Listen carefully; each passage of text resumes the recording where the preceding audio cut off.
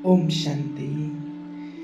आज बहुत सारे लोगों के मन में सवाल रहता है और कई लोगों ने हमसे पूछा भी है कि क्या मृत्यु होने के बाद, शरीर का त्याग करने के बाद आत्मा जो शरीर छोड़ कर के जाती है, क्या उसको मृतक को पिछला परिवार याद रहता है, जिस परिवार का वो त्याग करके जाते, जिस परिवार से उनका शरीर छूट जाता है, संबंधी छूट जाते हैं, क्या वो संबंधी उनको याद रहते हैं? क्या वो आत्मा उन संबंधियों को याद करती है? तो सबसे पहले तो हमें आज एक बहुत अच्छे से और बहुत अच्छी बात समझ लेनी है। सबसे पहले हमें ये जानना है कि मृत्यु किसकी हुई, मृत्यु किसकी और मृतक कौन। पहले हमें इसको बहुत अच्छे से समझ लेना है। मृत्यु शरीर की होती है। आत्मा जब शरीर में प्रवेश करती है तो उसको जन्म कहते हैं। जन्म हुआ। आत्मा जब शरीर को छोड़ती है तो मृत्यु, जब शरीर का त्याग करती है तो उसको मृत्यु कहते हैं। आत्मा तो अजर अमर अविनाशी है, इस शरीर विनाशी है। तो मृतक कौन? शरीर, ना कि आत्मा। सबसे पहले तो हमें अपने अंदर एक बात बहुत अच्छी तरह से समझनी है। आपका भाव ठीक है जो पूछते हैं या समझना चाहते हैं, कि लोग यही पूछना चाहते हैं कि उस आत्मा को हमारी याद रहती है या नहीं रहती है। तो पहले ये समझना है हमें कि मृत्यु और जन्म शरीर का होता है। आत्मा अजर अमर अविनाशी है। अब शरीर ने तो किसी को याद करना नहीं है, क्योंकि वो तो जला दिया या दफना दिया। अब याद कौन करेगा? आत्मा, क्योंकि आत्मा चेतन है। आत्मा अजर अविनाशी है, अनंत है, अजर है।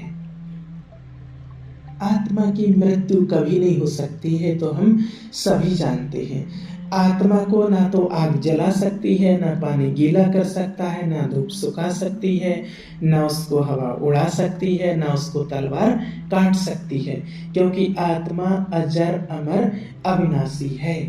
और जब व्यक्ति का जन्म होता है, तो जब आत्मा गर्भ में प्रवेश करती है और बच्चे का जन्म होता है तो उसको जन्म कहते हैं। और जन्म से जब व्यक्ति का जैसे ही जन्म होता है बच्चे का, तो उसको पहले सांसें मिलती हैं, उसको नाम नहीं मिलता है, उसका नाम नहीं होता है, सिर्फ सांसें होती हैं। और जब व्यक्ति की मृत्यु होती है, वही बच्चा बड़ा होता है, जवान होता है, और फिर वृद्ध होकर के उसकी जब मृत्यु होती है तो उसके पास सिर्फ नाम रह जाता है, सांसें नहीं रहती हैं। तो यही जो सांसों से और नाम तक के बीच का जो जीवन है, इसी को जिंदगी कहते हैं। जब सांसों की गिनती पूरी हो जाती है तो मृत्यु हो जाती है, तो उस टाइम पर व्यक्ति के पास सिर्फ नाम रह जाता है। तो नाम क्या रह जाता है? जो सारा जीवन उसने किया हो, उसी के आधार पर उस आत्मा को याद किया जाता है। पापात्मा, पुण्यात्मा, धर्मात्मा। जिस आत्मा ने जैसे कर्म किए होंगे, उसी के आधार पर उसको समय समय पर लोग याद करते हैं। कई लोगों ने अगर पाप कर्म किए हैं तो उनको कोई याद नहीं करता है, पुण्य कर्म, अच्छे कर्म करते हैं तो समय समय पर उनको याद करते हैं। अब उस आत्मा को पिछला परिवार याद रहता है या नहीं रहता है? यहाँ एक बात हमें बहुत अच्छी तरह से समझनी है। हर आत्मा, चाहे वो पशु, पक्षी, जीव जंतु, जानवर, मनुष्य, देवात्मा, धर्मात्मा, पुण्यात्मा, कोई भी आत्मा, चाहे वो कोई भी हो, है सभी आत्माएं। और सभी आत्माओं की रिकॉर्डिंग कैपेसिटी जो होती है, एक सेकंड भी कम या ज़्यादा नहीं होती है। हर आत्मा की रिकॉर्डिंग 5000 साल की है, चाहे वो देवात्मा हो, चाहे वो धर्मात्मा हो, चाहे वो दुष्ट आत्मा हो, चाहे वो पशु की आत्मा हो, चाहे वो पक्षी की आत्मा हो, मनुष्य की आत्मा हो, किसी की भी आत्मा हो। हर आत्मा ने कब कब क्या क्या करना है, वो उस आत्मा में रिकॉर्ड है, कब कब क्या क्या किया है। और वो ऐसी रिकॉर्डिंग है जो कभी मिट नहीं सकती है, कभी घिस नहीं सकती है, कभी डिलीट नहीं हो सकती है, कभी एडिट नहीं हो सकता है, कभी चेंज नहीं हो सकता है जिसने जो किया है।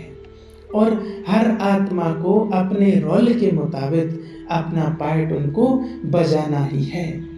जैसे ही आत्मा यहाँ से शरीर छोड़ती है और अपने रोल के अनुसार कहाँ उसको जाना है, किस माँ के गर्भ में उसको प्रवेश करना है, वहाँ जाकर किसे अपना वहाँ शरीर बनाना है, वो वहीं पर जाकर के अपना नया शरीर बनाना शुरू करते हैं।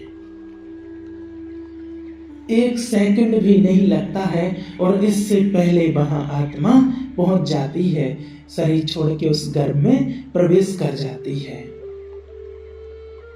कोई कोई आत्मा ऐसी होती है जिसे अगर अपने परिवार के लिए कुछ बताना होता है या वो अचानक शरीर छूट जाता है उनका और उनको कोई कुछ बताना है, तो वो किसी न किसी प्रकार से, किसी के माध्यम से, किसी के सपने में आकर के किसी न किसी प्रकार से अपना कार्य करती है। थोड़ी देर के लिए वो आ सकती है। आत्मा की स्पीड जो होती है वो बहुत फास्ट होती है, रॉकेट से भी बहुत तेज, लाइट से भी, बिजली से भी बहुत तेज उसकी स्पीड होती है।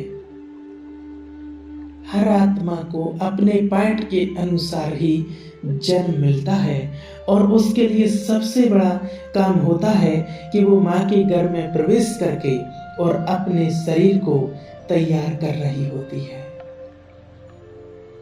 अपने ड्रामा अनुसार, अपने पार्ट अनुसार अपने शरीर की उसको रचना करनी होती है।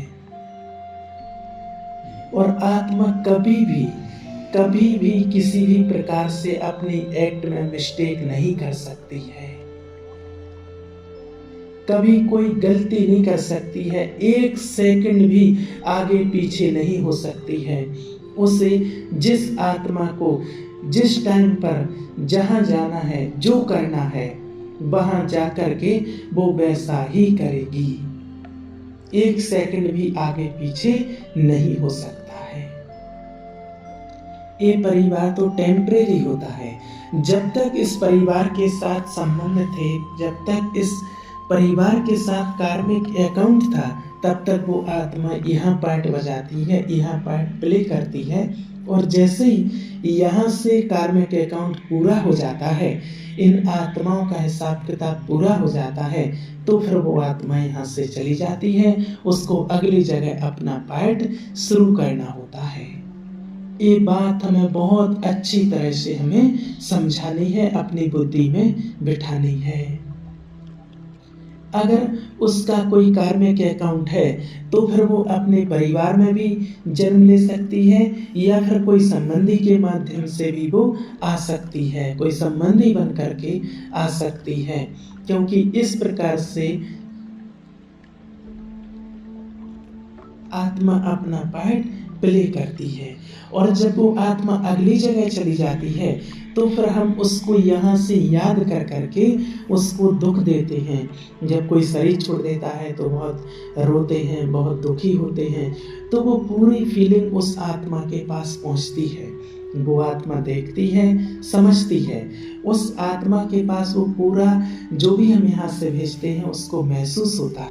और जब तक अगला जो बच्चा जब जन्म लेता है, जब तक वो बोलता नहीं है, तब तक वो सब कुछ उसको महसूस होता है, याद करती रहती है आत्मा।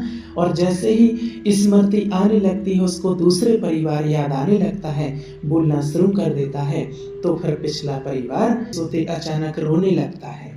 कई बार बच्चा अचानक हंसने लगता है।